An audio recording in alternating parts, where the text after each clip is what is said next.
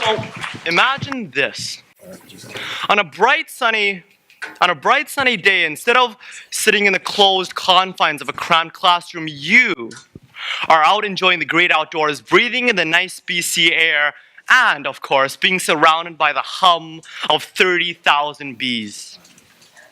You walk up to a hive and you open up its lid and you make a wonderful discovery. Frames laden and dripping with gold sweet honey. A wonderful scent greets your nose and you are immediately mesmerized. You have a zing of zen. Ladies and gentlemen, this is the art of beekeeping, an art so old that it is almost on the brink of extinction. So how old is beekeeping? Well, this is an image. This is a cave painting of an 8,000-year-old hunter-gatherer, honey hunter in Spain, in which he is scaling a cliff to get at the golden treasure stored above. And even today, there are honey hunters in Nepal who still climb the precariously steep cliffs to get at the psychoactive honey produced by the giant honeybee. But so somewhere down the line, a honey hunter decided that while honey was sweet, it wasn't exactly sweet enough to risk your life for it. Thus, beekeeping was born.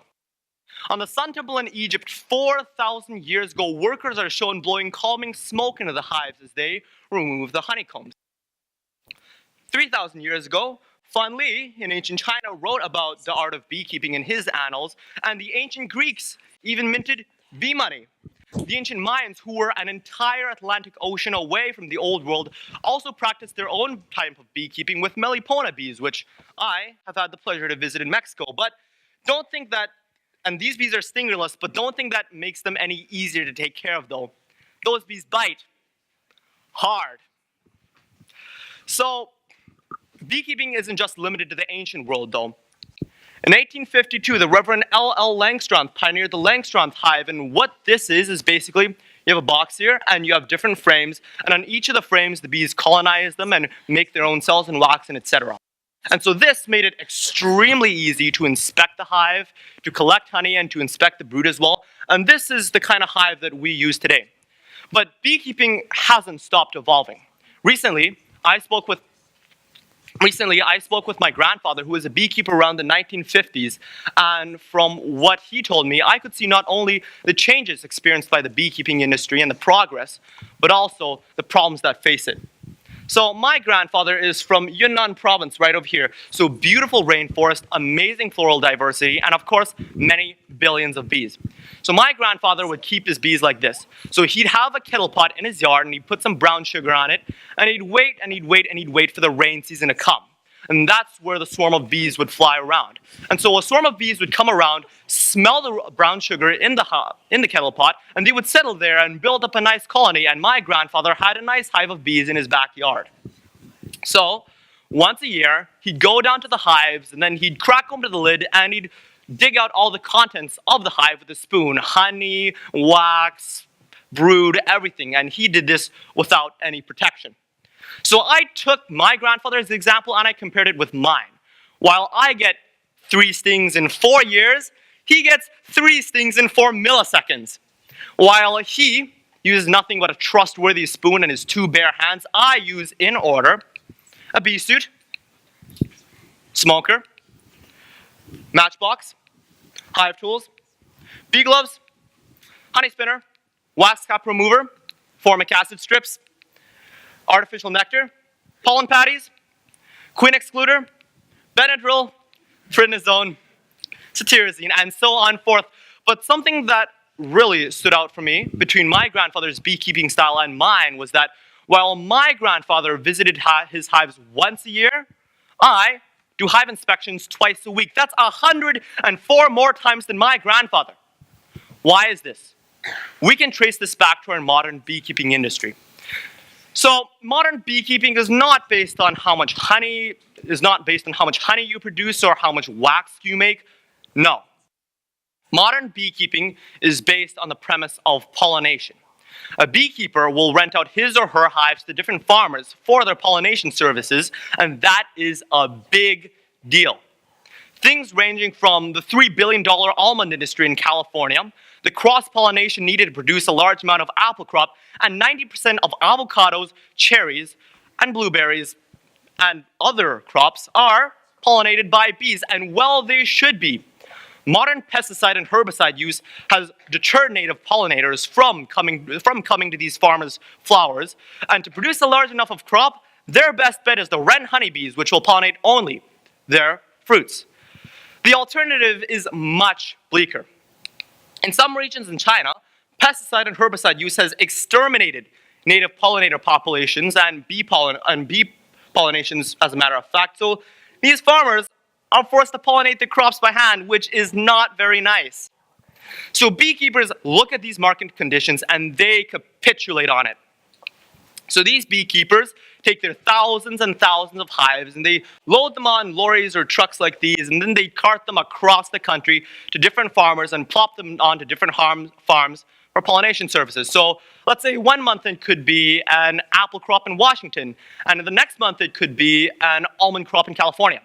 On the third month, a Floridian orange crop needs pollination, and on the fourth, let's say a blueberry farm in Maine. So all this carting around does not breed nice consequences for these bees. Remember, these bees are forced to eat these pesticide and herbicide-laced foods.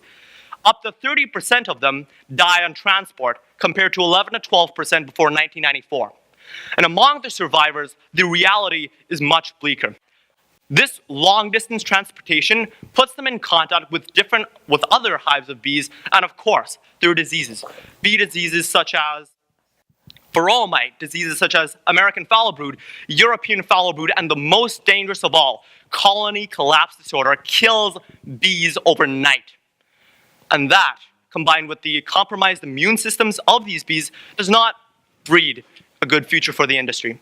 So I have actually had an experience with bee disease before. So recently, I went down to my beehives and I did a hive inspection.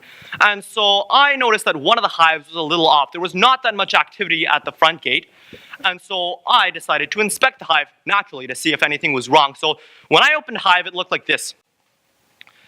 And what I noticed at first was that there were frames, if you can see this, that there were cells like this, and they were sunken and greasy. And what this means is that this hive may have American foul brood, one of the worst diseases in the beekeeping industry. But I really didn't want to believe that my hives had this, and so I wanted to make sure with a ropiness test. So what I did was that I took a matchstick, as you can see over here, and I plunged it in one of the bee brood cells to extract the larva. If the larva came out in a string-like texture, then I knew that the hives were infected and that they would have to be destroyed.